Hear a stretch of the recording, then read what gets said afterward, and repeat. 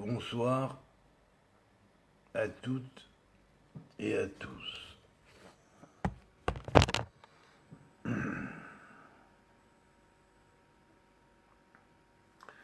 Bon ben, là j'ai mis ce pendentif qui est fait en forme un petit peu qui ressemble à la matrice de l'alphabet proto-sinaïtique et j'ai mis dedans mais un parfum.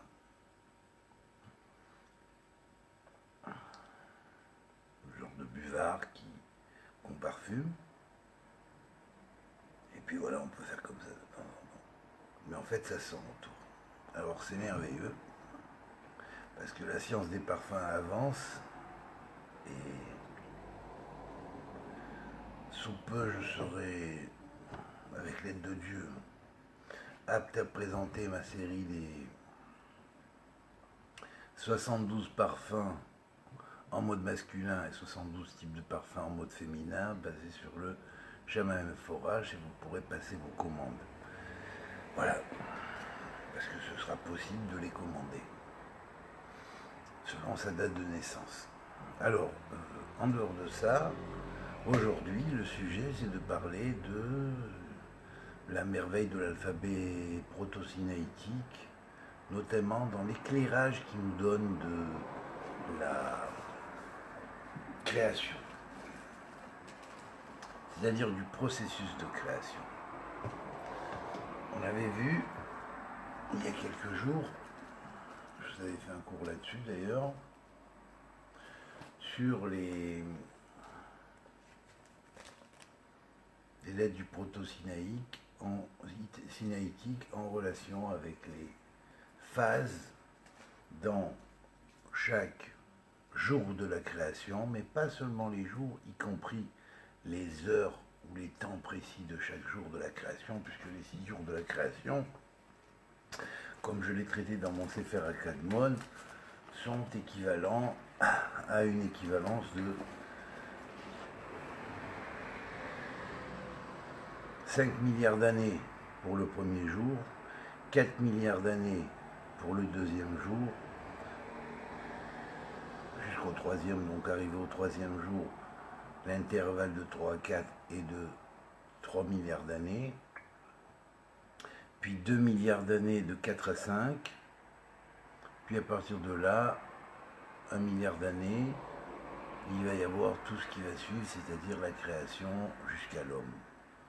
Par un demi-milliard d'années à peu près, et un demi-milliard d'années pour les 2 derniers jours, c'est-à-dire 6e, 5e et 6e. À partir de là commence l'histoire de l'homme, et donc on est en 5779 et quelques mois, parce que dans la création, à la fin de nombreuses générations pré-adamiques, on est arrivé à une rupture ou une cassure dans l'espace-temps que l'on répare maintenant dans ce monde qui est une véritable prison, qui est le monde dans lequel nous sommes. Appelé monde du tikkun, c'est-à-dire monde de la réparation. Où nous allons réparer le temps. Le temps, nous ne pouvons pas le réparer par le temps, par la connaissance du temps uniquement sur le point de vue relatif, mais on est obligé de se relier à ce qui n'est pas relatif, mais ce qui est, disons, quantique ou, disons, immuable. Voilà, qui va vers l'immuable et qui tend vers l'immuable. Alors, je vous ai expliqué que ce monde du tikkun passe essentiellement par la révélation de la Torah, qui est dévoilée dans ce monde du tikkun et pour ce monde du tikkun. La Torah s'appelle le Levush d'Hachem, le vêtement de Dieu.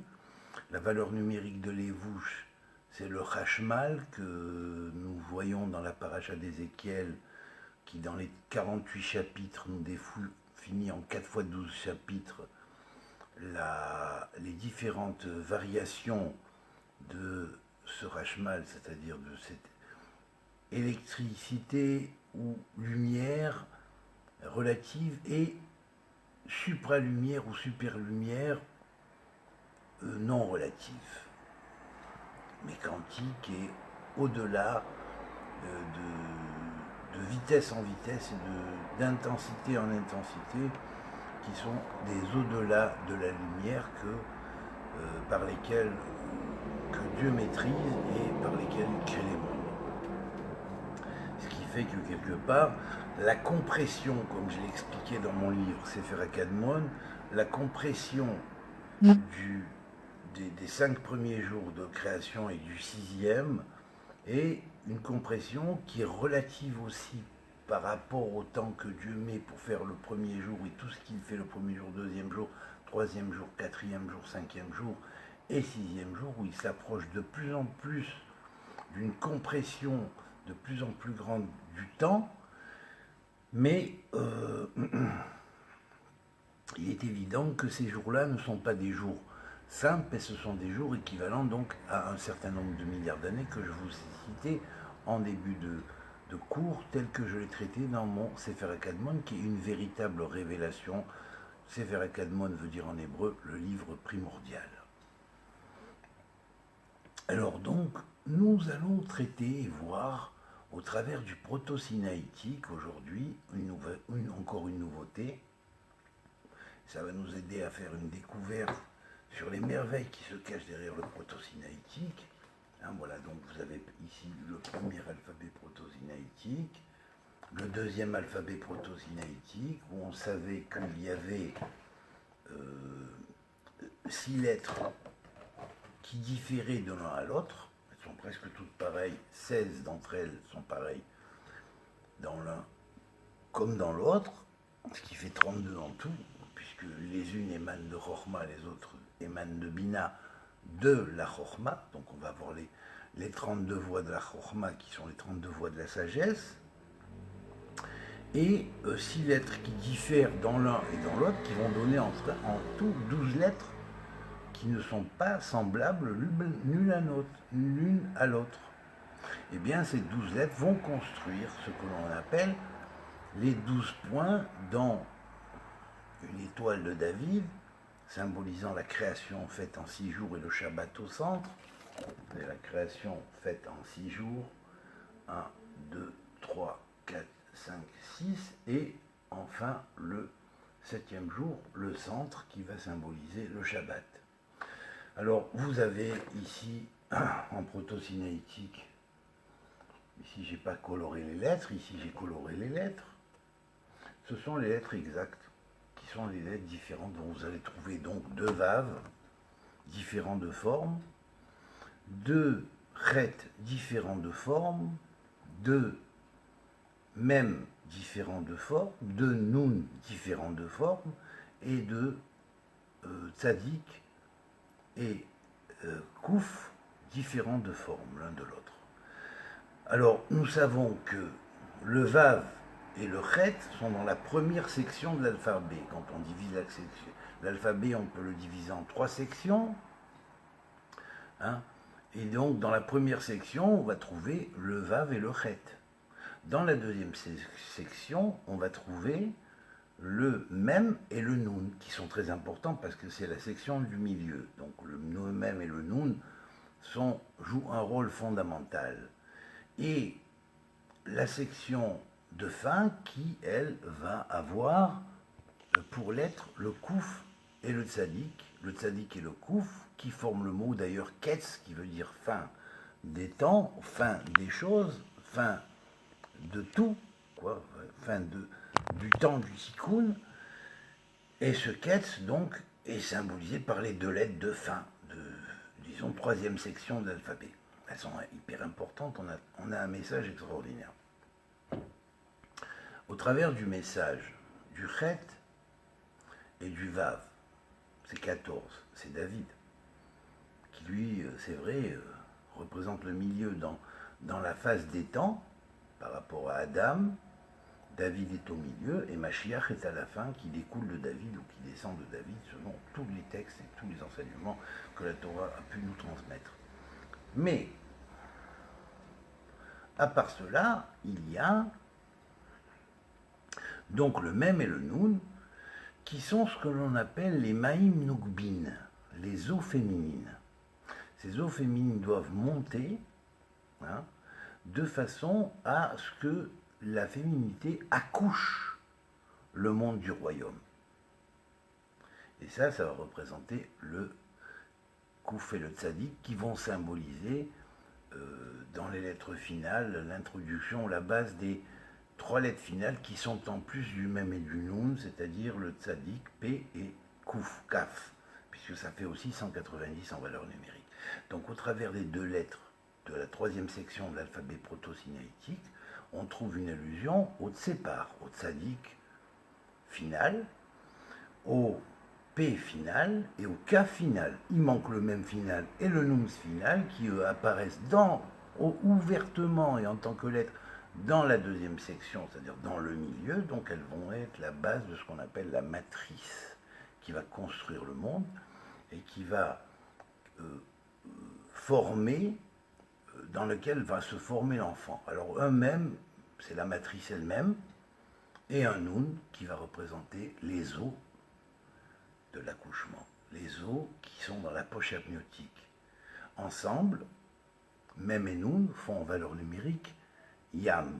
Yam, c'est la mer. On a l'habitude d'appeler la mer cosmique pour l'univers ou les galaxies ou la soupe cosmique ou on pourrait dire aussi la mer cosmique, hein, pour les galaxies, mais on va dire pareil pour le niveau humain, hein, qui est la mer.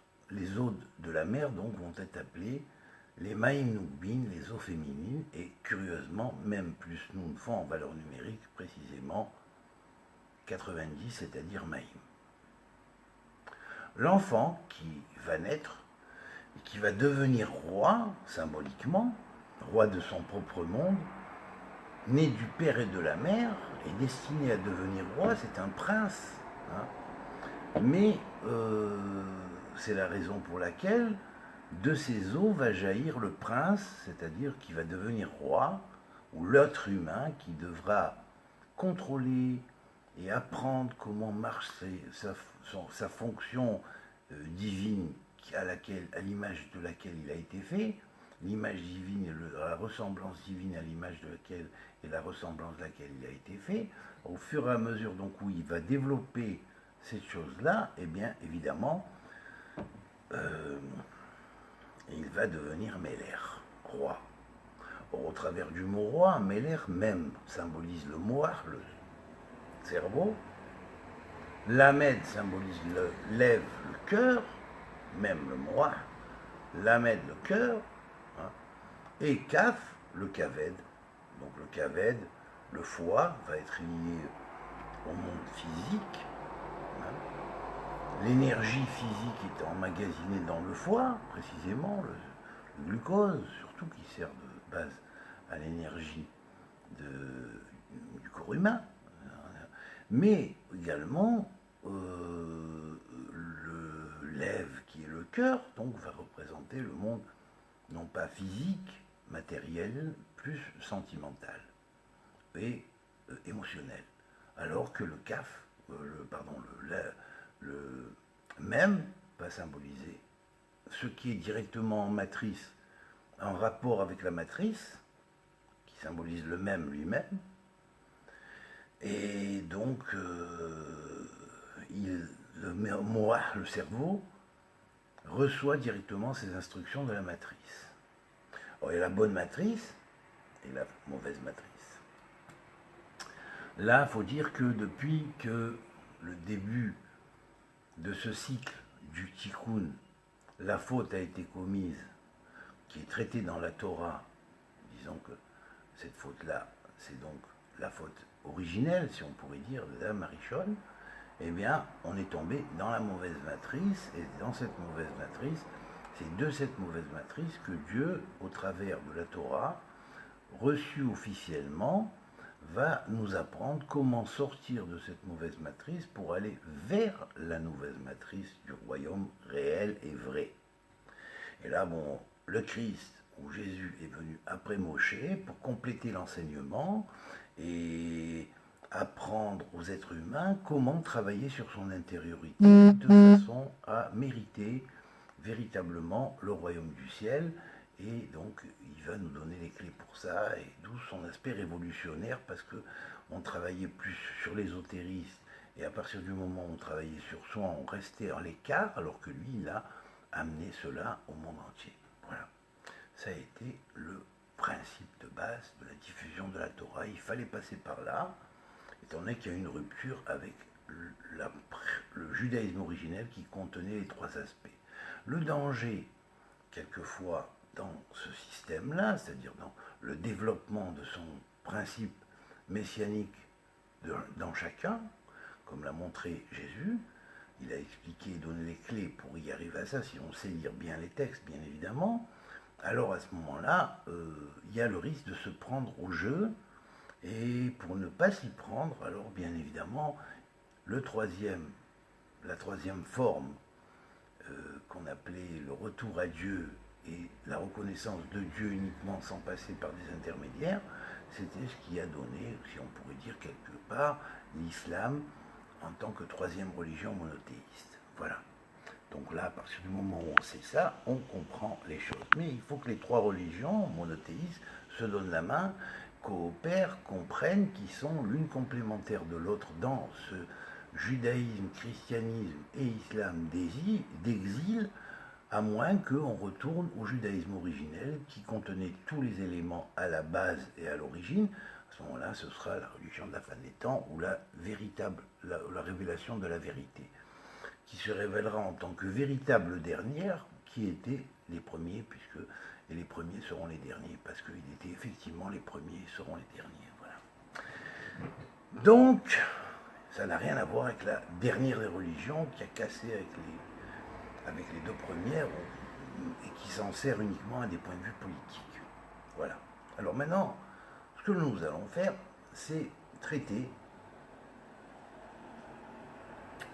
des chiffres extraordinaires, ou des nombres, on pourrait dire, secrets cachés, derrière ces lettres proto-sinaïtiques, au travers de ce qu'on appellerait les ornements de ces lettres.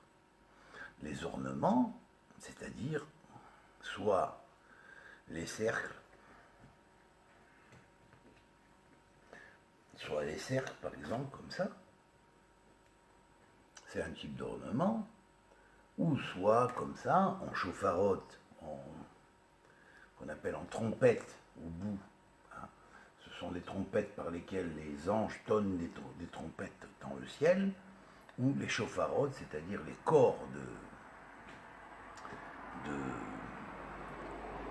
les corps qui sonnent et les délivrances des mondes qui sont délivrés par le grand nom de Dieu lorsqu'il pose son sceau sur les mondes.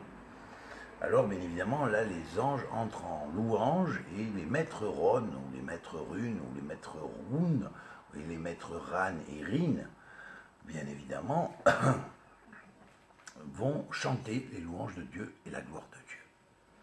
Donc, on est en plein dans ce qu'on appellerait des alléluia, effectivement, et on comprend pourquoi David, ayant vu ce monde-là, l'a bien défini par les Alléluia qui sont surtout à la fin du livre des psaumes.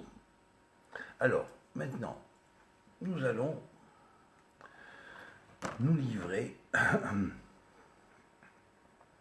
à une petite étude supplémentaire sur les fameuses 6 lettres et 6 lettres qui diffèrent dans l'alphabet premier et l'alphabet deuxième, qui ont engendré donc, le Magen David, qui va être la base, finalement, de la structure des lettres de la Shourite, c'est-à-dire la structure des lettres de l'alphabet ashurite, n'est-ce pas? Voilà. Et qui a lui-même aussi ses ornements tels qu'on les connaît lorsqu'on voit écrit sur les Sefer Torah, mais il y a aussi des ornements aux lettres, à ce qu'on appelle à l'architecture des lettres, c'est-à-dire l'architecture qui, elle, les fait émaner du Magen David. Comme vous savez par exemple ici le E, vous le voyez, dans son architecture, c'est ça, il va donner comme ça.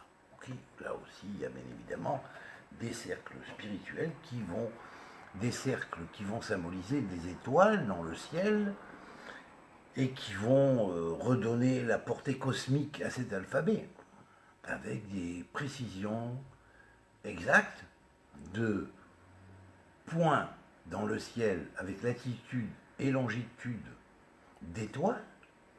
Donc c'est effectivement l'alphabet de la porte du ciel, mais également des fonctions à chacune des lettres de par l'influence séphirotique ou l'influence des sphères divines qui influencent ou qui, on pourrait dire, donnent les influx à ces étoiles-là pour on pourrait les faire rentrer dans ce qu'on appellerait le royaume de Dieu, le grand royaume de Dieu, et à partir du moment où elles y sont, elles vont émaner des flux d'émanation très développés. Les étoiles visées, derrière ces latitudes et ces longitudes, sont des étoiles qui abritent des civilisations de Ishim hautement développées. Voilà.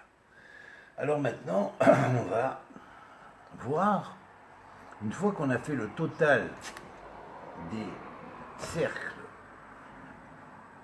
qu'il y a dans tout cet alphabet, une fois qu'on a fait le total des cercles qu'il y a dans les 12 lettres, donc 6 lettres plus 6 lettres de l'alphabet proto-sinaïtique premier, émané de Chorma, de la sagesse divine, et 6 lettres de l'alphabet proto-sinaïtique deuxième, ou donc représentant la Bina, c'est-à-dire l'intelligence divine. Alors une fois qu'on a fait le calcul de tous ces cercles, et que évidemment on a rajouté le nombre des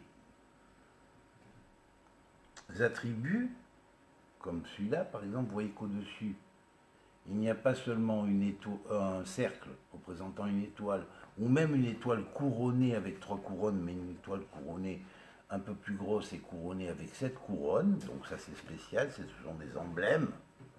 Hein.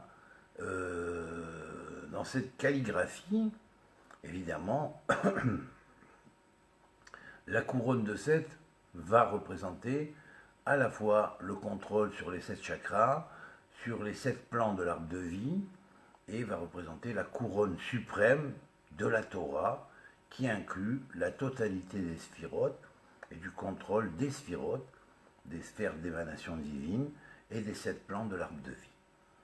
Donc, cet ornement-là est un ornement spécial. Lorsqu'on compte toutes les lettres de l'ornement, là, dans ces lettres-là, eh bien, on va se rendre compte qu'il y a un certain nombre de lettres qui est 60, pardon, pas de lettres, excusez-moi, de cercles, qui est 63 cercles.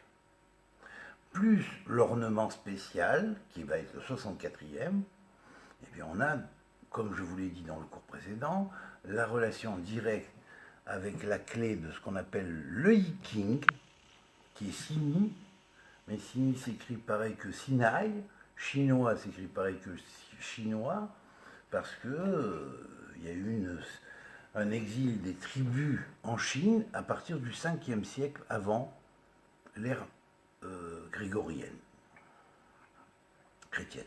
Donc, à partir de cette époque précisément, a commencé à se diffuser historiquement et véritablement, historiquement, les textes dits du Tao Te Ching et du I Ching, et pas avant.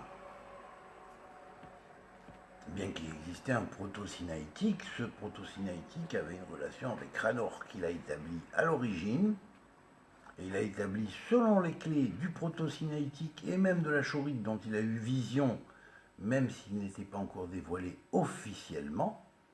Alors maintenant, on va voir, on va compter le nombre. On sait que le nombre 63, hein, ça représente le nom de Dieu, écrit ainsi. Hein, comme vous le voyez ici en haut, Yod, Yod Vav Zalet, deuxième lettre He, Yud, troisième lettre Vav, Aleph, Vav, et quatrième lettre et Yud égale 63. Maintenant, cela représente la révélation de ces 63 fonctions dans ce qu'on appelle la Bria de la Bria. C'est-à-dire le monde de Bria, c'est-à-dire le monde de la création idéale, de la création idéale. Puis en dessous de lui, il y a un autre monde qui s'appelle le monde de la formation de la création idéale. Eh bien, ce monde-là est sous le nom qui suit en dessous, n'est-ce pas, qui est Yod Vav Dalet et Aleph, Vav Yud Vav et Yud. Et ensuite, le monde de l'action, de l'intelligence divine de la création idéale, va s'écrire Yod Vav Dalet et Yud, Vav Yud Vav et Aleph. Et là, à partir de ce moment-là,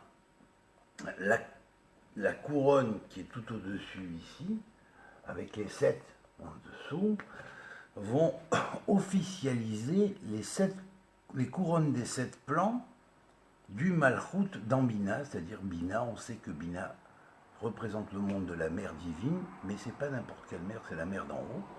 La mer d'en haut, c'est la mer représentant celle qui accouche dans le monde futur. Alors, bien évidemment, comme le monde futur, Abba est égal à 8, alors évidemment, la sphère de Bina se trouve être la 8e sphère en partant du bas vers le haut. Donc maintenant, lorsqu'on va multiplier ce 8 par 8, on va obtenir 64, ce qui va nous donner l'exact nombre correspondant à tous les cercles, plus le cercle d'en haut qui va unifier le Malchut, qui est appelé monde d'action, psychophysique d'action, mais la psychophysique d'action dans le monde idéal de la Bina, c'est-à-dire dans le monde idéal de la Bina supérieure, voilà, de la sagesse supérieure, l'intelligence suprême, divine. Alors une fois qu'on a fait les 64, on va se rendre compte que la valeur numérique 64 est celle du fameux nom de Dieu, Dani, Dalet, Nun, Yud. Et là, je vais donner une clé pour ceux qui disent que, enfin, disons qu'ils ont eu des doutes, hein, sur le fait que j'ai reçu effectivement de l'ange que Daniel avait vu au bord du Nil lorsqu'on était dans l'exil de Babylonie, et que Mi'al-Yeor, il a vu cet ange à la tunique blanche, qui va représenter symboliquement cet ange-là, c'est quelque part une anticipation sur le Messie cosmique, hein, universel. C'est incarné dans cet ange-là, qui est venu lui dire, au nom de Dieu, enterre ce livre jusqu'à la fin des temps, jusqu'à ce que vienne un temps où il y aura une révélation de la connaissance et où la génération sera apte à recevoir, à comprendre ces mystères-là de la Torah. Parce qu'avant, c'est pas possible. Il y aura toujours des opposants parce qu'ils diront on ne comprend pas, c'est pas pour nous. Voilà.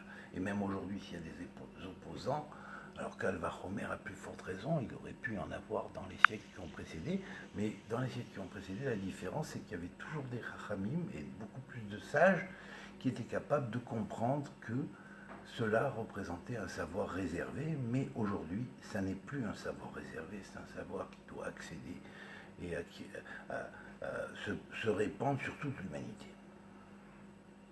Ce fameux nom de Dani, qui est un des noms du Shem HaMeforash, qui est exactement le 50e nom, celui qui aide à passer la porte, la 50e porte, qui est la porte du Noun, celle de cette fameuse deuxième lettre dans le mot man, qui est l'initiale de Mem Maim, Nun Nukbin, les eaux féminines, qui engendrent l'accouchement dans le monde d'en haut, dans le monde futur, dans le futur de l'humanité. Ce Shemdani est égal en valeur numérique à 50. Et on va retrouver la lettre qui fait en valeur numérique 50, qui elle se trouve en plein ici, au milieu. Vous voyez du mot, Dani. Vous voyez ici, le Nun est en plein au milieu. C'est le 50 en valeur numérique. Alors qu'on a un Dalet et un Yud aux deux extrémités, du commencement et de la fin du mot, du nom. Et là, on a Dai, qui est la valeur numérique de David. Alors on va voir que finalement, il y a déjà, au travers de ce mot-là, 3 lettres qui sont symbolisées parmi les fameuses lettres du proto-sinaïtique. Et à partir de là, on a 3 plus 3 égale 6. On a l'étoile de David dans ces 3 fonctions, si on pourrait dire, ces 3 pointes. Les 3 pointes vers le haut, 3 pointes en bas, si on pourrait dire. Et on va avoir ensuite les points internes qui vont être gérés par 6 autres lettres, enfin 3 plus 3, 6, qui vont gérer les 6 points intérieurs. Voilà. Et on aura donc 12 points qui vont engendrer le Magen David, qui va être lui l'origine donc de la Shurite, qui va être, comme on dirait, l'enfant qui est né du père et de la mère, c'est-à-dire du premier de l'alphabet proto-sinaïtique premier et de l'alphabet proto-sinaïtique deuxième. Alors, cette espèce d'engendrement, hein, d'ishtal shelut, d'enchaînement dans l'engendrement de ces 3 alphabets, avec lesquels précisément on a écrit le Sefer Torah, le livre de la Torah, et c'est uniquement avec ces 3-là qu'on a écrit le livre de la Torah, qu'on a lu dans les générations, au travers de l'histoire, dans les générations à la Torah, lorsqu'il y a lecture de la Torah, on lit ça donc sur un rouleau de parchemin, on va voir que précisément ces lettres-là, qui ont engendré les bases de l'étoile de David, sont la base qui, à partir d'elle, si on pourrait dire, l'étoile de David est construite, et donc elle va donner naissance à la Shurite. Voilà. Alors, ça, c'est les phases 1, 2, 3. Mais il y a une 4e phase. C'est le 3e proto-sinaïtique. Il y a un 3e proto-sinaïtique parce que le premier et le 2e combiné vont engendrer un proto-sinaïtique de la fin des temps qui, lui, va être et va représenter le proto-sinaïtique du futur parce qu'il a ouvert le premier sinaïtique et le 2e sinaïtique et il lui a permis d'accoucher grâce à la Shurite au royaume. Alors ainsi on dira le père, la mère, proto-sinaïtique 1, proto-sinaïtique 2, Ashurite tous les temps de la Galoute, et puis enfin l'Ashurite va répondre avec le premier et le 2e proto-sinaïtique la matrice du Malchut, du royaume de l'avenir, du futur, qui est le 3e proto-sinaïtique. Et ce 3e proto-sinaïtique est le proto-sinaïtique de la voie du milieu, qui va représenter celui du royaume, qui va représenter le Nukba, celui qui est né des Maïm Nukbin, c'est-à-dire de ce qu'on appelle le man dans les langages kabbalistiques pour les spécialistes. Alors, maintenant je voudrais compléter un peu plus ou moins donc ce texte, cet enseignement que je vous transmets, en vous donnant et en vous précisant que les lettres que vous voyez sur ce tableau, là, vous voyez, eh bien, vous remarquez qu'il y en a qui sont de couleur un peu rosée, parce que je n'ai pas voulu les mettre en rouge. Hein. Selon le Sefer Yetzira, le rouge symbolise le feu, mais comme on adoucit toujours cela par le rouge est adouci par le blanc qui va représenter la rigueur, adouci par la bonté, hein, alors bien, donc je les fais roses. Je les fais en plus ou moins rosé. Et puis, il y a les lettres que vous voyez de couleur jaune. Alors celles-là sont des lettres, il y a deux lettres, aussi pareilles, le même du premier proto-sinaïtique et le même du deuxième proto-sinaïtique vont être en rouge, enfin que j'ai fait en rosé ici, vont représenter le feu, les lettres de feu, et c'est de ce feu que sort l'eau, comme dit le Sefer Yetzirah. Et puis, ensuite, les lettres en jaune vont représenter l'air, comme le dit le Sefer Yetzirah, le jaune au milieu. Aujourd'hui, les gilets jaunes défilent dans les rues, c'est pour remettre le monde en équilibre, c'est pas pour rien. L'étoile de David, elle avait été choisie en jaune, mais bon, il y a eu un mal, mais Dieu a fait en sorte que les projets des ennemis d'Israël à ce moment-là se sont retournés contre eux, puisqu'il y a eu l'État d'Israël et la renaissance du peuple juif. Donc ça, c'est le miracle du jaune qui vient rétablir l'équilibre. Après, on va dire, il y a donc les lettres en bleu, il y en a aussi deux, c'est-à-dire le chet et le chet dans le premier et deuxième proto-sinaïtique.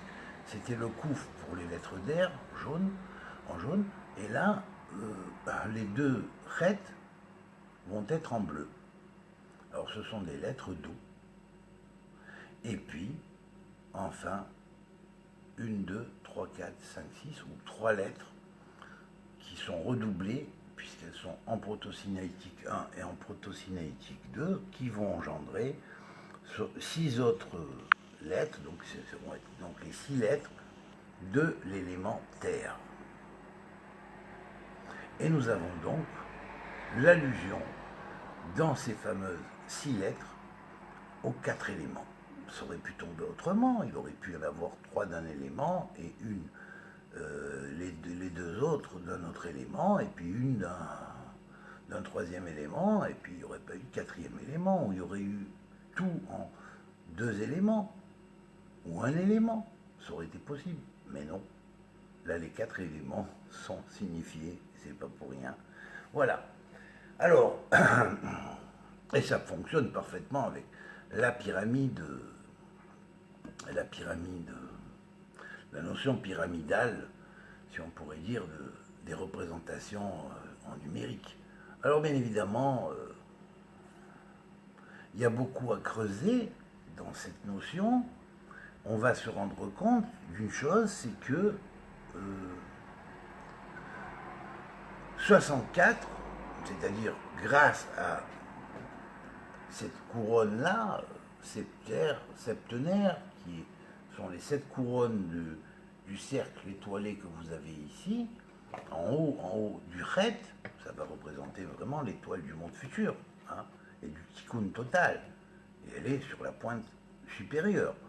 Alors bien évidemment, ça va représenter comme valeur numérique, alors écoutez bien parce que c'est très intéressant.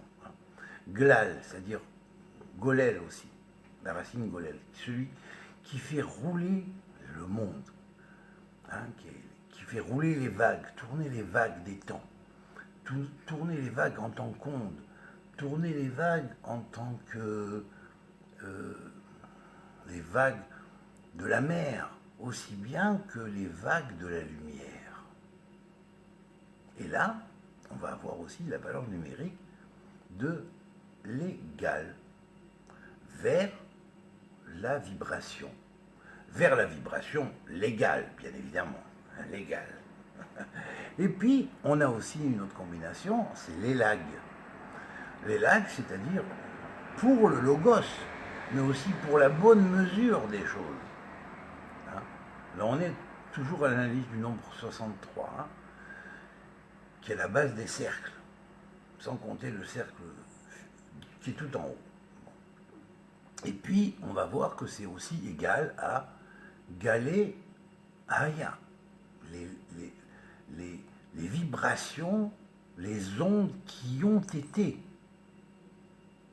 dans les éternités précédentes, et qui sont les vibrations ou la fréquence qui est celle du futur, du yéyé, Gal yéyé. Ce sera le Gal qui viendra plus tard. Et ce Gal, c'est aussi le dévoilement de la 33e voie de la sagesse, hein, qui est la sagesse totalement cachée qui viendra avec le Messie. Et puis, nous avons curieusement aussi la valeur de Kélouz. Cela fonctionne comme un véritable louz. C'est dans ces 6 lettres, avec leurs étoiles connectées, ou les cercles, ou les autres accoutrements, comme les trompettes et les chauffards, qui permettent de sonder, ou les spirales au bout, et autres ornements de cet alphabet, ou des autres alphabets aussi, puisqu'il peut servir, ces lois-là servent à les constructions d'autres alphabets aussi. Et de même, cette matrice-là est aussi la matrice de nombreux autres alphabets.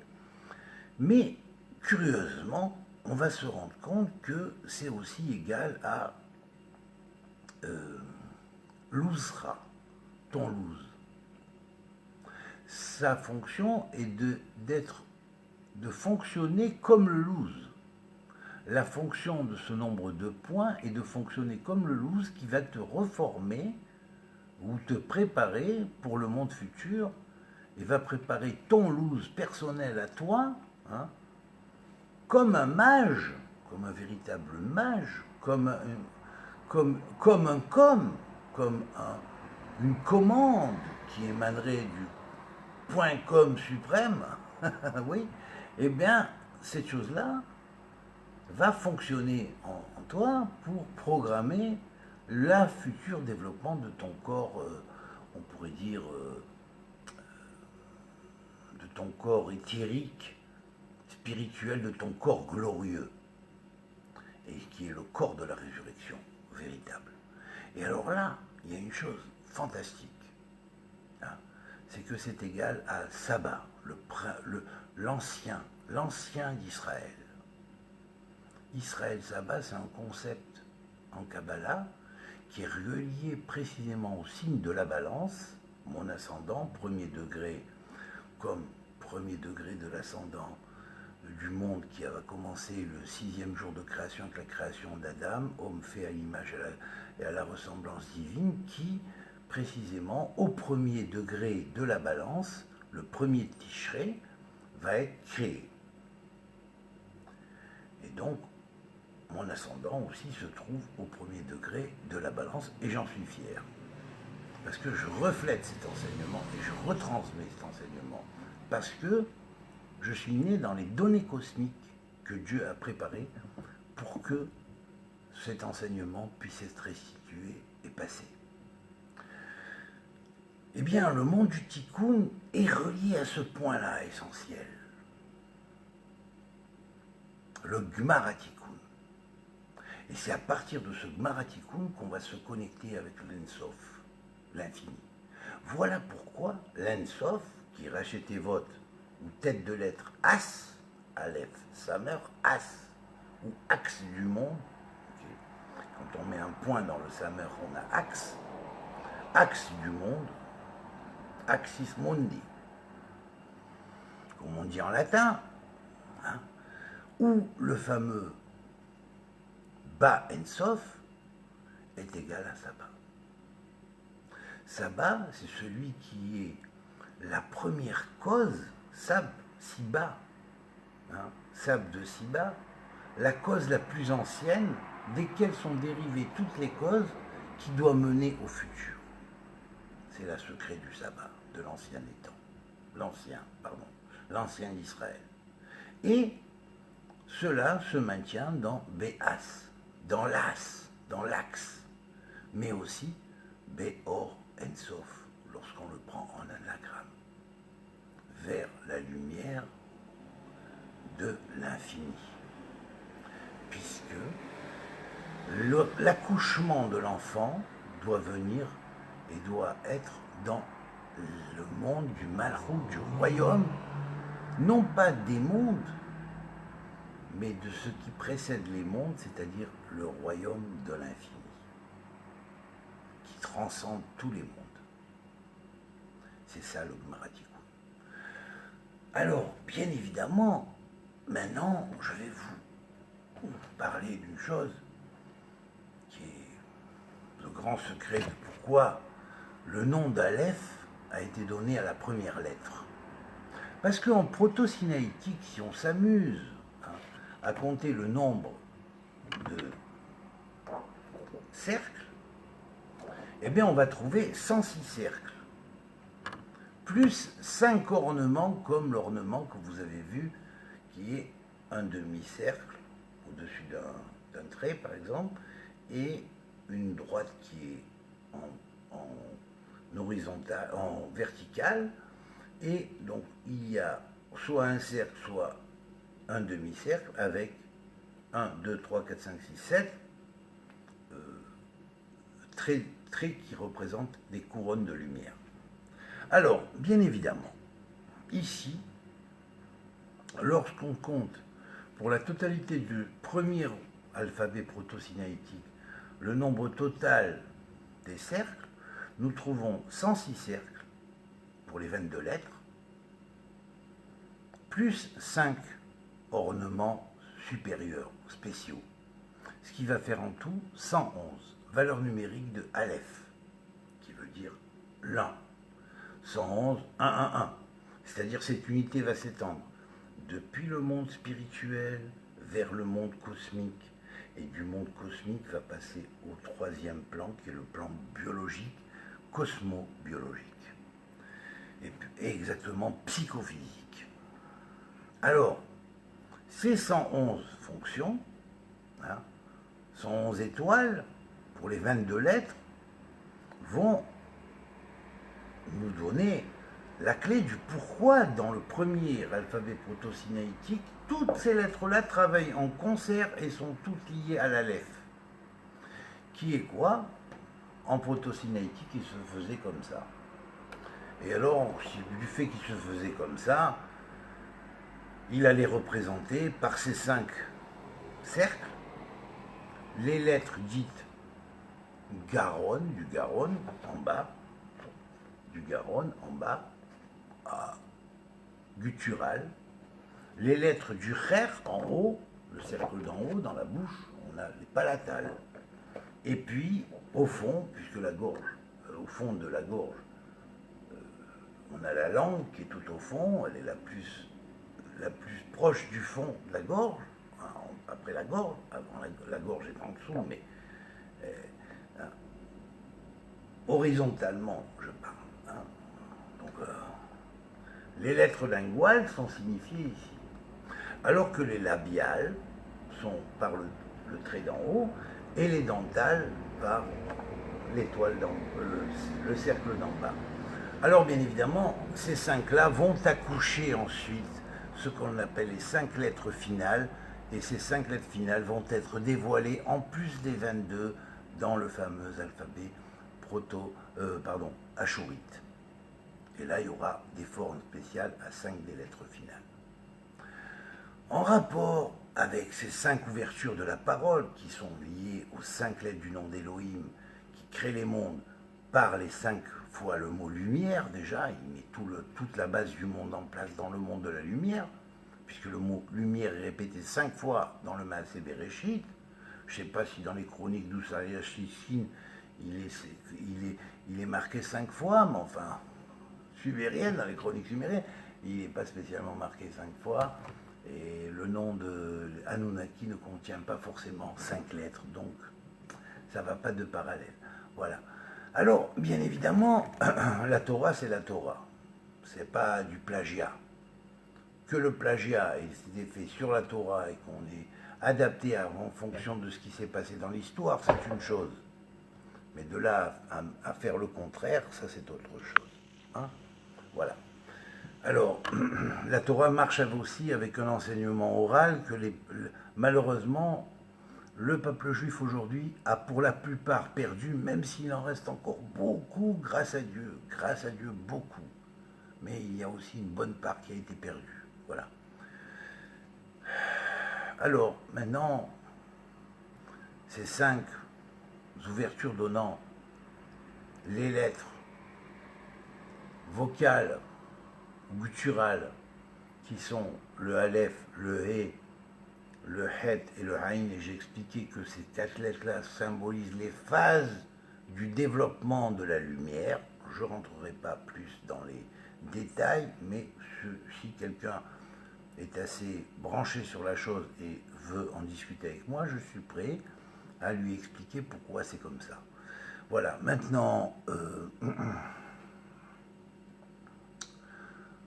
les lettres palatales sont les lettres gikrak, c'est-à-dire guimel, yud, kaf et kouf. Lettres palatales. Les lettres du lachon, de la langue, sont appelées détanat, c'est-à-dire dalet, tet, lamed, nun et tav. Puis les lettres labiales, qui sont les lettres boumaf. D'ailleurs, le bébé il dit baba au lieu de papa, donc il se plante sur les lettres labiales. Souvent, les enfants confondent les lettres labiales, donc on a des B transformés en B ou des B transformés en B. Voilà, souvent, enfin bref. Et donc, ou les lettres de même nature aussi, dans les passages d'une langue à l'autre, souvent ça se fait comme ça, puisque ce sont les 5 voies du verbe, les 5 ouvertures de la parole et du verbe. Et puis, les lettres dites dentales, qui vont être les lettres ze, sar, chatz, zaïn, samer, resh, shin et tzadik. Donc, à partir de là, nous avons toutes les 22 lettres en 5 catégories qui sont liées aux 5 fonctions telles que la vue, l'ouïe, le sentir, l'odorat, le goûter, le parler et le toucher, qui sont aussi en relation avec 5 malchouyot ou 5 royaumes, hein, et qui sont aussi en relation avec 5 fois le mot lumière dans la bria, dans la création, et ce sont les lumières qui émanent de ces lettres, passant par ces différentes voies d'expression du logos, de la parole, ou organes de la parole, qui sont à la bouche de l'Ensof, c'est-à-dire à la porte même de l'infini lorsqu'il va créer les mondes, ou recréer les mondes aussi. Alors, bien évidemment, ici, le Aleph est la lettre fondamentale, puisqu'elle est la clé de la parole et de toutes les autres lettres. Voilà pourquoi tous les cercles de l'alphabet forment la valeur numérique 111, qui est la valeur numérique du nom de Aleph, écrit tant en proto-sinaïtique, la valeur numérique ne varie pas à ce niveau-là, que en ashurite. C'est 111, dans l'un comme dans l'autre. Ce qui varie, c'est le nombre on pourrait dire d'ornements, qui sont ici, en l'occurrence, ce sont des ornements en cercle dont je parle, mais ça existe aussi en ornements en trompette et chauffarotte, ou instruments symboliquement de musique à voix.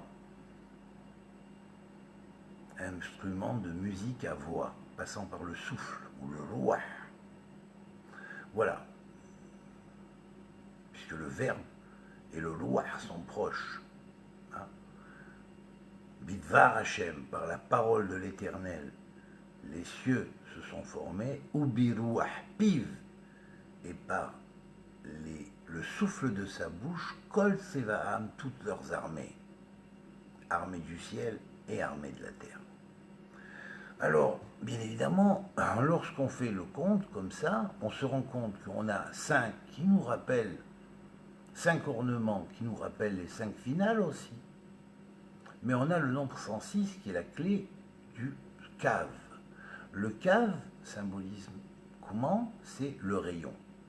C'est le rayon qui a créé ce fameux trait de lumière qui est à l'origine de la création, hein, avant les 15 milliards d'années, hein, avait jailli de l'Ensof, hein, pour créer notre monde, notre univers, et qui, lors de la recréation du monde, a recréé notre univers pour le réparer de la brisure qu'il avait connue à la fin des générations pré-adamiques.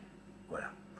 Alors, on a effectivement, si l'on compte maintenant les lettres Mem et Nun, et là on va arriver à 24, qui d'ailleurs sont des lettres qui n'ont pas la même forme, eh bien, c'est important pour l'accouchement, on a la valeur numérique de 116, qui est la valeur numérique de Yinon, c'est-à-dire le nom du Messie, puisque c'est marqué Lifnei Shemesh, à la face du soleil, que son nom soit proclamé.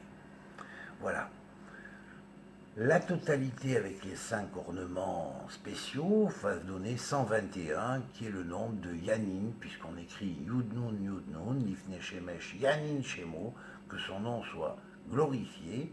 Hein, et bien, Yud Nun, ça fait 120, comme les 120 permutations du nom d'Elohim, plus le Kollel, c'est-à-dire l'unité entre tous, qui va coordonner les différentes actions de Péoula, des différents noms d'actions divines pour la création.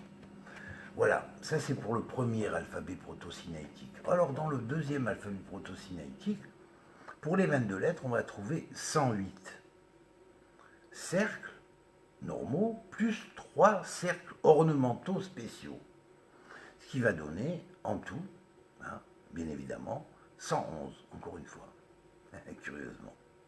Et il va donner, quand on va compter le Mem et le Nun en plus, la valeur numérique de Yanin. Donc on a Yinon dans le premier, Yanin dans le deuxième, qui sont les 2 fois le nom marqué Lifnei Shemesh, Yanin Shemo. En fait, c'est Yanin Shemo, Yanin est son nom, que son nom soit glorifié ou exalté, clamé à la face du soleil, mais en même temps, on prononce Yinon, donc comme si ça s'écrit Ve-Yud. Nun, Vav, Nun, ce qui fait 116. Alors que Yud, Nun fait 120. Et on va retrouver les nombres 116 et 120 ici dans le total. Et puis quand on va trouver le fameux troisième alphabet proto-sinaïtique que j'ai construit tel que je l'ai reçu, et bien là, c'est la dernière touche, et bien on va trouver exactement 106 cercles pour la totalité de l'alphabet, 22 lettres plus le Mem et le Nun, et puis on va trouver 106 cercles plus 5 ornements, ce qui va faire 111. Et on va trouver 111 ici aussi, encore une fois. Donc vous avez 3 sont signés par 111. Fêlé, PL. La merveille sortie de la bouche de Dieu, Aleph. Voilà. On a 3 grandes et belles permutations du mot Aleph donnant 111. Des lettres Aleph, Lamed, P donnant 111. Et là, lorsqu'on va compter juste les 22 lettres dans la troisième section, eh bien on a la valeur numérique de Magen, bouclier avec le Kollel, c'est-à-dire avec son total de mots, plus 5, et on sait que les fameuses 5 lettres finales ont une relation avec les 5 pétales de la rose dans le Zohar, et que automatiquement ce sont des pétales makif, c'est-à-dire ça représente le hors makif ou la lumière entourante et enveloppante qui représente aussi la lumière du bouclier, les lumières des 5 boucliers. Et là on va avoir 94, soit 93 plus 1 pour le Kollel, et 5 qui va faire 99. Meler, Ozer, Dieu, roi, Ozer qui aide, on dit tous les jours dans la Hamida, ou Moshiach, et qui délivre de son Messie, ou Magen fait 99. Pourquoi 99? Parce que l'islam est le grand problème de la fin, surtout l'islam politique. Et c'est vrai que la terre d'Israël, certains veulent nommer Palestine, on ne sait pas pourquoi, hein, c'est rien que pour contre Israël spécialement, hein. Eh bien, si on prend la totalité de la terre d'Israël, eh bien c'est 1/100 de la totalité du Moyen-Orient. Parce que 99 portions sont à tous les pays arabes environnants Israël. Et Israël est le 1% au milieu. Et vous savez que dans les noms d'Allah, il y en a 99. Le 100e, c'est le nom caché. Voilà. J'ai fini ce cours et je dirais simplement pour finir, et pour vraiment clôturer et bien faire comprendre la signification de ces choses-là, c'est que l'association du premier proto-sinaïtique, deuxième proto-sinaïtique et le troisième que j'ai reçu font en tout exactement, mais attention, j'ai reçu, je n'ai pas inventé, hein, attention, j'ai reçu et c'est bien basé, d'abord j'avais la formation pour le recevoir, 355 en tout, avec les ornements. 355, c'est Shana, l'année. Alors que 111 plus 111 plus 99, pour les cercles, va donner 311 comme Ish, l'homme. L'année est l'homme, l'homme dans le temps. Ish qui est égal à Raphaël, ou le nom de l'ange à la tête d'homme, dans la Merkava. Il y a Michael, Gabriel, Auriel et Raphaël, représentant 4 constellations fondamentales dans l'année. Ben, c'est la facette Ish qui est donnée ici. C'est celle qui correspond précisément au Malchut et au royaume. Alors, avec le premier et le deuxième proto-sinaïtique, c'est vrai que ça faisait 111 plus 111, 222. 222, c'est Barer, béni, puisque après l'Aleph, il y a le Bet Siman Bracha. Nous dit le Midrash, nous dit le Zohar, nous redit le Bahir, nous redit le Zohar, après le Midrash, hein, le Talmud et tous les commentaires. Mais la bracha sans la chose finale qui est Meler Ozer Moshiach Magen, Baruch Ata Hashem Magen Abraham, béni sois-tu éternel, Dieu d'Abraham. Et là, Dieu d'Abraham, c'est le Dieu de tout le monde, de toute l'humanité. Parce qu'Abraham, il a engendré tout. Pas seulement les 3 religions monothéistes, mais aussi également et surtout toutes les religions et les traditions extrême-orientales par les fils de la concubine, qui est Agar renommée Ketura, la mère d'Ishmaël renommée Ketura. Alors je précise quand même qu'Ishmaël n'a rien à voir avec, disons, l'islam politisé. Ishmaël n'a rien à voir avec l'islam politisé. Ishmaël, c'est les nobles de l'islam. C'est le soufisme, c'est le combat du djihad intérieur. C'est ça, le complément d'Israël. Les frères s'aiment. Je vous rappelle une chanson célèbre de Enrico Macias, mais qui voulait bien dire ce qu'elle voulait dire. Hein, Abraham avait 2 enfants, Israël, Ishmaël. Ben, Ishmaël, voilà. Le grand pardon.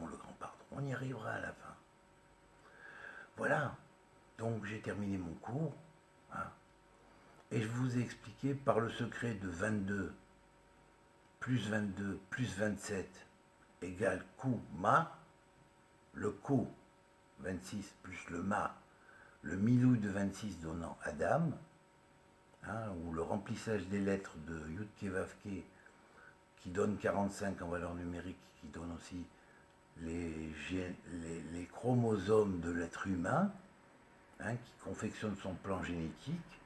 Eh bien évidemment, on a 71 qui est le nombre des lettres de ces 3 alphabets, mais aussi et surtout, on sait qu'il y a une lettre cachée qui se révélera à la fin des temps, un petit peu comme le 100e nom de Dieu dans les 99 noms d'Allah, et le 100e qui est caché, et qui viendra tout remettre en place, eh bien ça viendra avec le Messie, Mashiach. Et là, tout le monde sera obligé de reconnaître qui est Mashiach. Et tout le monde le reconnaîtra automatiquement, parce que ça parlera à tous les cœurs. Vous comprenez? Et là, se dire, c'est quelque chose d'extraordinaire, parce que lorsqu'on voit le Sefer Yetzira, comment il parle, ou le Zohar, le monde, tu l'as créé sous 3 fonctions. Shana, l'année, Nefesh, Ish, l'homme, la face humaine, mais qui cache l'ange Raphaël, en fait, en développement. Raphaël veut dire aussi le docteur de Dieu, c'est-à-dire ce qui doit guérir l'humanité de ces multiples virus de folie religieuse et politique. Mais aussi, Raphaël symbolise celui qui est le guérisseur de Dieu, c'est-à-dire le docteur de Dieu, le docteur divin que Dieu a décrété pour guérir l'humanité, et qui est lié à la sphère de Malchut, et qui est lié au Malchut Bet David. Voilà. Alors on a Nefesh, Shana et Rolam, le monde.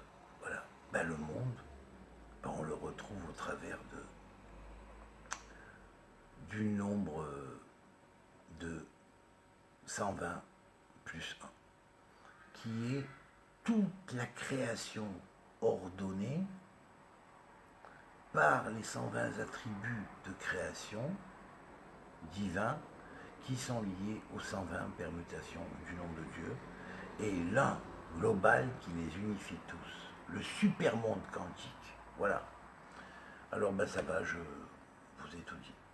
On a donc 2 manières d'accéder à ce fameux nombre 72, qui est le nombre des noms de Dieu, les grands noms de Dieu selon la Torah, hein, les noms essentiels de Dieu selon la Torah, qui ne sont pas des noms attributiques, ni comme les noms d'Allah, parmi les 99 noms d'Allah, qui sont 99 prélevés des 120 qui sont en relation avec les 120 permutations d'Elohim. Qui, bien qu'Elohim ait un nom essentiel de Dieu, comme Allah d'ailleurs du reste, nombreux autres noms d'Allah, dits d'Allah, sont des noms prélevés parmi les noms attributiques, tels que l'avait transmis à la base et à l'origine le Sefer Achitophel, Goral Achitophel, qui était un des maîtres qui avait enseigné un petit peu quelque chose à David. Voilà. Alors,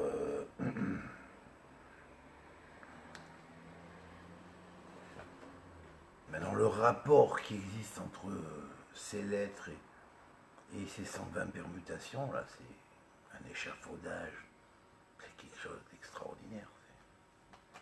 Des pyramides de lumière, du verbe, pas de pierre, mais du verbe. Voilà. Je vous remontre les fameux 72 noms en cercle. Voilà. Il faut savoir que pour votre gouverne, que certains alchimistes du Moyen-Âge, hein, avaient vu la chose et constitué, en travaillant en accord avec les kabbalistes, hein, un véritable grimoire, si on pourrait dire, mais grimoire alchimique, contenant des images, comme vous pouvez les voir là-dessus, par exemple. Hein. Là, il y avait 24 images. Il y a une deuxième table avec 24 autres images et une troisième table avec 24 autres images. Ce qui fait que, en fait, 22 lettres de base du premier proto-sinaïtique, plus 22 lettres de base du deuxième proto-sinaïtique, plus 27 lettres de la chourite, contenant les 22 lettres plus 5 finales. N'oublions pas la 23e lettre qui va être placée un petit peu aussi comme 28e lettre après les finales ou 23e lettre après le tav. eh bien on va avoir effectivement 72. Ou alors il y a une autre manière d'arriver à 72, c'est 24, 24, 24, formant des bases de 24 tribunaux célestes, 24 tribunaux divins et 24 tribunaux terrestres, ou on pourrait dire intraterrestres, qui sont dans le Midian ou le centre de Melchizedek. Voilà. Là. Je vous souhaite une bonne soirée et que Dieu vous bénisse et qui vous apporte l'éclairage pour comprendre ce que je dis, qu'on puisse enfin passer à une forme d'étude de Torah qui soit enfin ouverte et qui fasse les jonctions entre le monde spirituel et le monde matériel, pour rendre l'image de l'armée d'en bas à l'image exacte de l'armée d'en haut. Amen, que Dieu vous bénisse et qui vous donne la disposition pour recevoir, afin que vous puissiez recevoir ce que je veux et que je peux vous transmettre parce que Dieu me l'a donné et parce que Dieu veut que je vous le transmette. Même s'il y en a qui s'y opposent, eux-mêmes reviendront et comprendront que finalement, il faut recevoir. Voilà. C'est aussi écouter sa voix. Allez, que Dieu vous bénisse à tous et bonne continuité de semaine. À très bientôt. Et faites passer, hein.